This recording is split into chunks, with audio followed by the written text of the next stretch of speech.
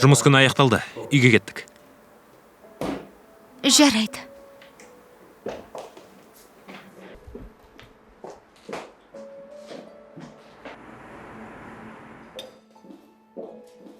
Анашым, неге кеш келдің? Мен сені ұзақ күттім ғой. Мен жұмыста болдым, енді ғана босадым. Сәуи. Бұл Сәубайдың анасы. Ол Сәубай үшін әзірге осында тұрып жатыр. Бұл оғаш әйел жайлы менің есімде қалғаны. Ол Гу ханымның ескі досының немересі, есімі Ян Сяоюй. Кімге не айту керек екенін білетін айлакер түлкі.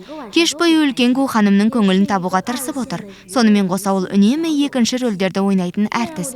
Түкіргенім бар әрине, бірақ ол Гу Цзэцзиннің денесіне тым айқын назар аударып отыр. Әже, тым кеш болып кетті. Мен үйге қайтайын, ата-анам уайымдайды. Мен сізге тағы да келем. Сяуи, сондай тәрбиелісің, сені ұстамайын. Бізге қонаққа жиі кеп тұр. Цзэцзин, Сяуиді шығарып сал. Оны жалғыз жіберуге болмайды ғой.